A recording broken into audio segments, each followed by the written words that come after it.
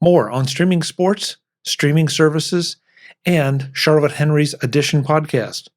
This is MacVoices. MacVoices is supported by Kolide. Get important, timely, and relevant security recommendations for your Mac right inside Slack. Try all of Kolide's features on an unlimited number of devices free for 14 days, no credit card required, at kolide.com/MacVoices. Welcome to MacVoices. This is the talk of the Apple community, and I'm Chuck Joyner. This is part 2 in a 2-part conversation with Charlotte Henry about streaming services, streaming sports, and her new podcast, The Edition. Let's go right back and let Charlotte do the talking. But there are obviously sporting events where, like, the timing of different countries does matter. So, Premier League football matches, obviously some of the big games, the timing lines up, particularly in the East Coast. 5:30 kickoff in the Premier League is quite a good, is midday East Coast, isn't it? It is. So, those kind of things do either by coincidence or I suspect some level of coordination work out quite well. I have to say that while I don't turn on a lot of TV, I have noticed, especially on Saturdays, a lot more of the European football on my TV as I scroll through past something. Oh, you as Saturdays. An American have a lot more Premier League football on your TV than I do in the UK, but by orders of magnitude. Is that because of rights holders restrictions? It's because there is a blackout in the UK. You're not allowed to show live football in the UK between 2:45 p.m. and 5:15 p.m. on a Saturday at all from any country. You're not allowed to show it because it's all based around the idea. So football matches traditionally kick off at 3 p.m. on a Saturday afternoon. There's been various deviations of that, but that's basically when the bulk of most games are meant to kick off every weekend. And so it was always based on this idea that getting people to get people to the stadiums, you don't have the games on TV. Which is, there's probably a lot of truth to that. Hence the blackout rules to some degree. Yeah, I think there was until you could get things like illegal streams and VPNs and the like, and I think it's become increasingly arcane. But yes, that's where it comes from. So, and that is why on your television you see so much football, and there's about 4 games a weekend in the UK on TV. Well, if it'll help, I'll point a camera at my TV, and then you can stream it through a VPN. Yeah, there you go. Yeah. I don't know. I think it's really interesting to watch Apple's moves. They're experimenting with things. It would not be unlike Apple to just say, hey, this isn't working out, and so we're not going to do it. I see so much of this, though, sort of the way I see the films we talked about earlier, and the music in the iTunes store, or the music store, I guess now. The idea that some things are not allowed to be sold or streamed or whatever in certain countries, and that can get really frustrating very quickly, just like what you're saying. Yeah, so. I think it's the fact that we're doing this show is kind of a perfect example of it. You and I know each other, consider each other friends, but have never met in person, but have spoken across the Atlantic many times through the power of the internet. And so for people who work and operate in the way we do, the kind of idea that something is different in one country to another is kind of, particularly in terms of content and that kind of thing, it just seems a bit bizarre, doesn't it, really? And actually I should say, just on the Apple TV Plus baseball, I think there are specific shows around baseball. I think there's a daily show now in America on Apple TV Plus, but you don't get it anywhere else. So this already you're seeing that differentiation even amongst the small number of countries that it has the rights for. And it's the first time we've really seen a deviation in what you can see in Apple TV Plus, depending on what country you're in. Right. And hey, I don't know this. If they're streaming baseball, then are those could you then wake up Saturday morning and watch them? Are they Great archived? question. I think not in the UK. I think the replays do not exist in the UK. I don't know if you can see them in America, but I don't think, like, if I looked in the TV app now, I don't think I could go run through the the highlights from the Friday night games that Apple TV Plus stream. But you can see them, and I know this because someone tweeted about it. You can actually see them on in the MLB app. So the MLB app, which is the official app of Major League Baseball, directs you to Apple TV Plus for the Friday night games. If you click on a game that's being shown on TV Plus in the MLB app on a Friday night, it tells you to go to Apple TV Plus and send you over there. But if you go to the MLB app on the Saturday morning, you can see the highlights of the game you couldn't watch live in that app. Yes, Chuck. Your face sums it up aptly. Well, it's such a struggle. I mean, I understand everybody needs to make money from these things to have them continue. I get that. But it seems like there are times that, and I'm not just talking about sports, I'm talking about all the content everywhere, that it is being made almost unintentionally hard. You and I have discussed this in the context of, I think, Picard before. That for me, it's, I think, on Amazon Prime Video, it's on a different service for you in the US, isn't it? Yes. Well, yes, it is. It is on Paramount Plus. Right, exactly. So that's, again, another bit of bouncing around. Which service can I watch this series on in which country? Yeah. And I think, correct me, I don't know if you saw this, but I think Plex just brought something out that allegedly will search across, a variety of streaming services. And so, that might be sort of like the TiVo of old, that if you have access to it, or at least you could tell you where it's streaming. I know there have been a couple others. So will Google, but yeah. I mean, another example is Friends, which is it must be on Peacock now, isn't it? I think so, yes. But in the US, but it's on Netflix still here in the UK. I know this because I've gone from the start of Friends to the end. I'm working my way through to the end again to make it about the 300th time I've seen each episode. So if you could put the next sport on Apple TV, what would you pick? What would you pick? Oh, that's an interesting question. I don't think I would pick Premier League football because I already pay for too many different services to watch that. I think they could probably do a nice job of the NFL. I imagine it will be US sports for the time being. So I imagine, as I say, they could do a nice job of the NFL. We've seen quite a lot, Amazon has really captured the market for the different tennis tournaments and tennis tours, but maybe Apple could I was going to get a slice of that, but you know what I'm saying. Apple could get into that game. Yeah, there's a few. I guess it will also be highly dependent on if and when rights become available. Oh yeah, that kind of goes without saying, but it does seem like every year, and I don't follow. That's another thing I don't follow. I see the headlines as they go by, but it seems like those contracts last for a year to 2 or 3 years. I think it depends on the sport. I'm sure some can last a little bit longer.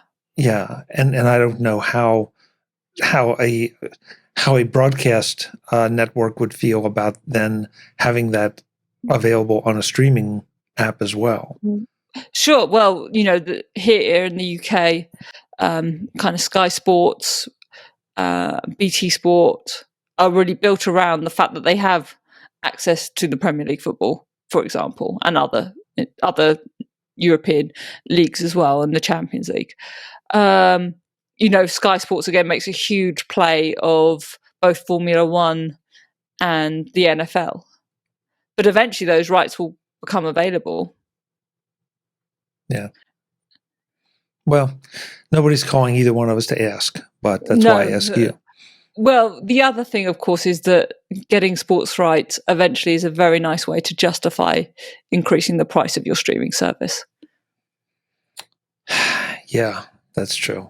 That's Which true. Apple has not done, not needed to do at all. And I think is not, it's quite happy to be the one that people think is good value and cheap, whereas Netflix gets ever more expensive.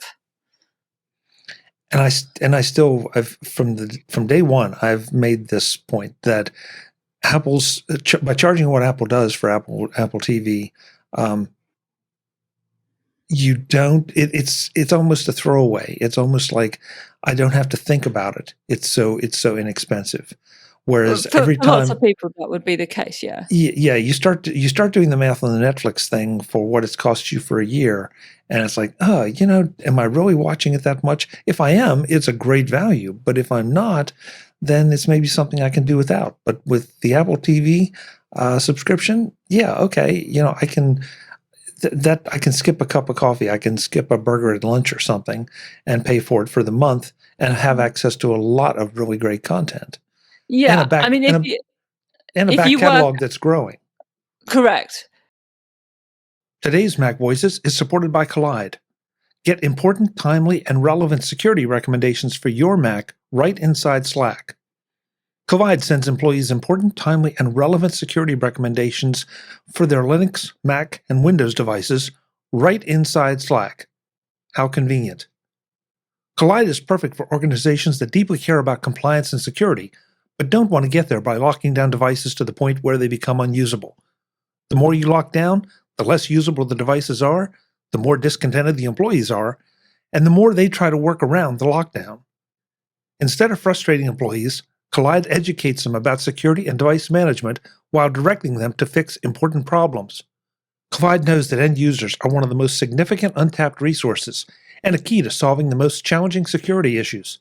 By involving users in the process, they are both educated and empowered to solve problems like setting passphrases on unencrypted SSH keys and uninstalling browser extensions that may be selling the browser history out the back door. Want to know more? Visit kolide.com/MacVoices and try Kolide with all of its features on an unlimited number of devices for free for 14 days, no credit card required. And be sure to enter your email when prompted to receive your free Kolide gift bundle after trial activation.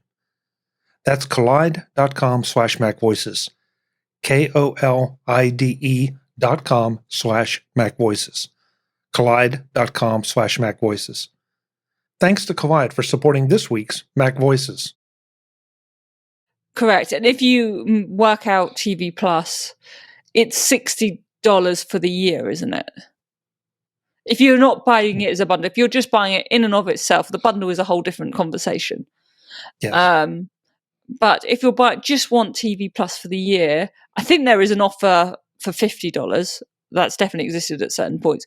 But even if you were paying for it month by month, you're paying a total of $60 for the year. And that's basically a quarter of, you would get a quarter of Netflix, wouldn't you, for that, basically?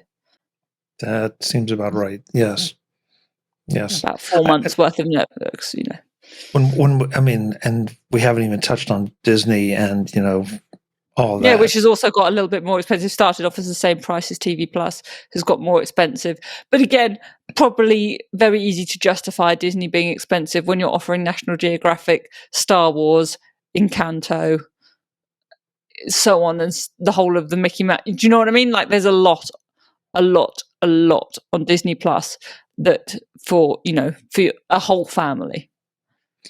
Yeah, and that's where I'm not qualified to talk about it, Charlotte, because I'm not a whole family. I'm just me. But and I realize I'm about to commit heresy here, so forgive me. But I'm holding on to my seat. Well, I don't go back and rewatch Star Wars and rewatch Star Wars and rewatch Star Wars. You know what? I'm going to do something even worse. There are some of the original Star Wars movies I've never seen. Oh, okay. Well, then we're compadres. Well, do you know how difficult this made my friendship with our mutual friend Kelly Gamont? Oh, yes, I can only imagine. She probably I would didn't say speak it's to the you. only thing we've ever fallen out about. Yeah, she probably didn't speak to you for a couple of weeks anyway. It was hard. It was hard times. Yeah, but sort of to our point about Apple focusing on new original content, either by acquiring it or producing it. I tend to be watching the new stuff. Now, I'm not saying I don't go back and watch, something, an older movie or maybe an old TV series occasionally. Sure, but for the most part, I'm watching, things that are new. A lot of those are coming from Apple TV right now. But so if you were into like the Marvel Cinematic Universe, I'm sure Disney Plus would have more value for you, or whatever. But yes, your point is perfectly well made that there's a lot of original stuff coming from TV Plus. Yeah, I mean, even Marvel, and I enjoy all the Marvel movies, and I think what are there 20, 22 of them? Oh, I've lost count. Something like that. So that's a fair amount of back content, but at the same time, you can only watch those. I mean, are you really going to rewatch those all of them 2 or 3 times a year? Probably not. No, it seems unlikely, but I think the thing about that is the fear of missing out on the new thing. I would imagine. Well, okay, yeah. And now we're back. Now we're back to going to the theater discussion. Sure. So it all. It's a changing, evolving world. It's fun to talk about, and it is. We all have our different ways of approaching things and our different interests. And Charlotte's into European football. I'm into golf, and it sounds like she's a little more into baseball than I am. So Charlotte likes European football and Friends reruns, and I'm quite. So that's a new streaming service we need just for Charlotte, the Charlotte Henrys. Yes, that is my personal streaming service. No, there's lots of things going on, and there's lots of stuff that I'm enjoying on TV Plus. Truth be told, I've started from the beginning and I'm really enjoying. That's about a true crime podcast. That's quite enjoyable as well. And one of those TV Plus shows that kind of went under the radar a bit. There are a few of. I don't know which one. What is that? Truth be told, stars like Octavia Spencer. Okay. And is about a true crime podcaster. Like, it's a drama series about a true crime podcaster. It is quite good fun. Okay. There's another one. I've got to, at the very least, I got to go and know about these because there's so many of them. Everyone is, I think, binging at the moment. The one from Ben Stiller about kind of work-life balance and the medical ways one company do. Anyway, there's a lot. I think the fact that we're kind of giving each other recommendations now says quite a lot about the service, because before it would have been like, have you seen the latest episode of The Morning Show? Because that's all there is. Right. And that's no longer true. Right. And hasn't been true for a while, really. Yeah, and to sort of end this part of the discussion, think about it. That all was happening. Apple TV was just kind of hitting its stride, or Apple TV Plus. Sorry, I keep doing that. Apple TV Plus was just sort of hitting its stride when COVID hit and the productions all shut down. And so, and I think that has slowed it down. I think that has had quite a more detrimental effect than is maybe appreciated. I think we'd have got to this point of, oh my God, there's loads of stuff earlier without COVID. Yeah, I agree completely. I didn't want to let you get out of here, though, without talking a bit about your new podcast. Oh, thanks. Yeah, because we have something new where we get to hear from Charlotte on a much more regular basis than her visits to MacVoices. Yes. So I launched The Edition, which is a newsletter and podcast over on Substack. You can listen to the podcast in like the Apple Podcast app or whatever if you just search for The Edition or The Edition Charlotte Henry. I should say that it's The Edition ADD, not with an E, that way round. So yeah, I kind of look at lots of the things we've discussed here, really, but also the kind of intersection of tech, media, culture, politics. That's what I wanted to add up all together with both the newsletter and the podcast. So yeah, do subscribe to both the show and the newsletter. Come join me. It's theedition.substack.com. Putting out stuff very regularly. Have some great guests over on the podcast. Hopefully, try and break both original stories and do some analysis in the written newsletter. So there's hopefully a lot there for lots of different types of people with lots of different types of interests. But there's a clear theme running through it as well. I think the fact that we've had this conversation about, you're the voice of the Apple community, but we're talking about TV, I think underlines how much these, tech and media have completely crisscrossed now. And, trying to differentiate between the two types of companies in most cases is meaningless. Is Netflix a tech company? Is it a media company? Whatever. It's both, isn't it? Apple increasingly the same, Amazon obviously the same, so on and so forth. So I wanted to explore all that kind of area and the cultural impact of it as well. So yeah, do come join me, and we'll drag Chuck Joyner onto the show sometime soon. Oh boy, that's gonna your ratings may dip, Charlotte. I don't know. No, I'm having that on the record, so people, there's some peer pressure now on you, Chuck. Yeah. All right. Sounds good. I'll tackle whatever you throw at me. But sometimes my opinions are not real popular, just like my opinions on baseball are not real popular. Well, that's the fun of it. That's why we like we like chatting. I was so glad to see you start this, because this is really yours. And I'm so glad you said that, because it is the addition, ADD, not. So I want to make sure people understand that. And of course, I'll have links in the show notes to go right to these things, so that there's no question that you're getting Charlotte Henry, Henry all the time. Well, maybe not all the time, but a good few times a week. And I think that's enough Charlotte Henry for anyone. Charlotte, it's a real pleasure. Thanks so much for the time. I love our discussions back and forth. I love being on. Thanks so much for having me. All right. Next time we tackle music. Oh, whoa. Now we're really going to fall out. Yeah. Well, no, because we have the whole Star Wars is not the entire universe thing going between us. So we're good. That's true. We're good. Sorry, Kelly. Folks, I'm Chuck Joyer. This is Mac Voices. Please go subscribe to The Edition with Charlotte. You will get some tech news. You'll get all kind of other news. And it's always great to hear Charlotte's perspective, because she is a keen observer of so many different spaces. Until the next time, and as always, thanks for watching. Visit MacVoices.com for show notes and to connect with Chuck on social media.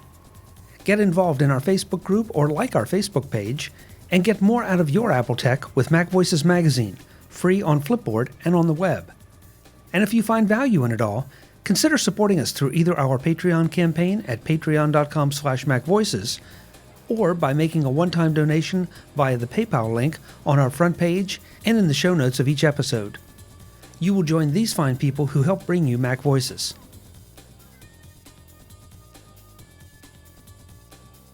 Advertising handled by Backbeat Media at backbeatmedia.com. Bandwidth provided by CacheFly at cachefly.com.